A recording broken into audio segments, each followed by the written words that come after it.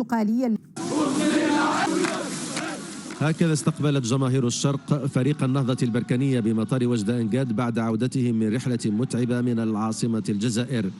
رحلة رياضية عادية تحولت إلى كابوس تجرع خلاله أعضاء البعثة المغربية مرارة مضايقات واستفزازات بدأت بمجرد الوصول إلى مطار الهواري بومدين من خلال حجز السلطات الجزائرية لأقمصة الفريق البرتقالي، وهو محال دون إجراء لقاء ذهاب نصف نهائي كأس الكونفدرالية الإفريقية.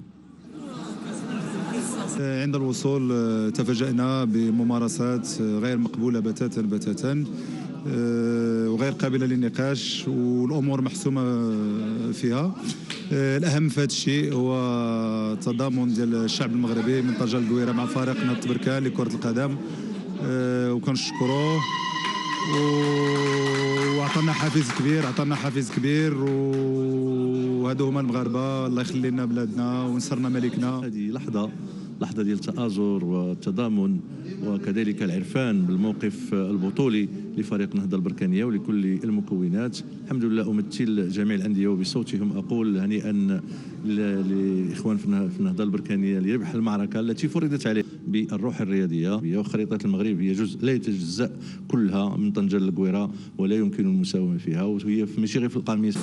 تمسك نادي نهضة بركان بخوض المباراة بقميصه الرسمي المرصع بخريطة المملكة المغربية والذي أجرى به أطوار المسابقة هذا الموسم حق انتصرت له الكونفدرالية الإفريقية لكرة القدم التي رفضت الاستئناف الذي تقدم به الاتحاد الجزائري.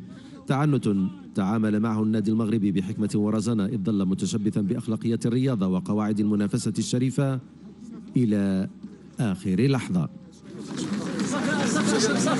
الناس كل تعرف معناها علاش ما تلعبش المباراة، ولكن بالنسبة لنا كستاف تكنيك وكجوار دي جوار كنا حاضرين باش نلعبوا الماتش جوسكا لا ديرنيير مينوت، معناها كنا حاضرين ونا بيان بريباري لو ماتش. مي دوماج ما تلعبش، كان يقدر يكون ماتش ممتاز المتفرج يشوف ماتش مزيان. معاناة ديال أزيد من 10 ساعات داخل به المطار، والسبب هو قميص فريق نهضة بركان.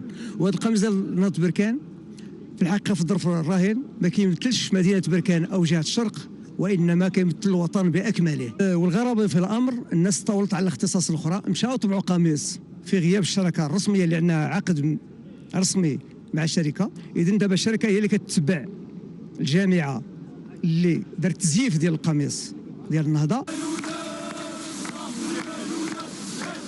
عبرت عنها الجماهير الرياضية بجهة الشرق التي احتشدت بمطار وجد أنقاد في الساعة 1 من صباح اليوم لتأكيد وقوفها إلى جانب الفريق البرتقالي وتضامنها مع أعضاء البعثة المغربية التي تكبدت مرارة المعاناة طوال 3 أيام من مقامها بالجزائر العاصمة. كتعرفوا بأننا مشينا احنا نلعبوا فقط الكرة في إطار المباريات ديال الكاف بقميص المعتمد بشكل رسمي بالنسبة لفريق النهضة البركانية كما لعبنا به موسم اللقب ديال 2022 وكما لعبنا به هذا الموسم في جميع المباريات، الا ان الجمارك الجزائريه في المطار منعت والقميص ديال فريق النهضه البركانيه. في اخر المطاف بقينا تقريبا 10 ساعات بالمطار. هو حدث رياضي ولكن حدث تاريخي اللي بصمت فيه النهضه البركانيه كره القدم على المواطن نتاعها الحقه وسجلت واحد المجموعه من الاشارات.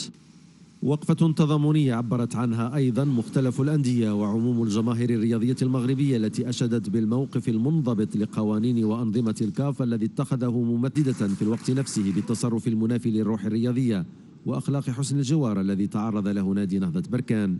كان منتظر على الحقاش ماشي المره الاولى وماشي المره الثانيه وماشي المره الثالثه، ولكن نقولوا فريق النهضه البركانيه برافو اللي خلى الرايه المغربيه الفوق ومبغاش يتنازل على الحق ديالو. اليوم جينا هنا للمطار ديال وجد أنقاد باش نساندوا فريق النهضه البركانيه الممثل ديال المملكه المغربيه في هذه الكاس الافريقيه، واليوم جينا باش ندوا بهذا العمل الشانع اللي قامت به السلطه الجزائريه تجاه الفريق ديالنا، وحنا كجمهور المولوديه الوجديه يساند الفريق ديال النهضه البركانيه. وان شاء الله جينا من مدينه بركان يعني راه باش نستقبلوا الفريق نتاعنا والطاقم نتاعو باللعابه بكلش ان شاء الله، ورحنا فرحانين انهم ان شاء الله كما كانوا راهم ابطال يبقاو ابطال في عينينا طول الابد ان شاء الله.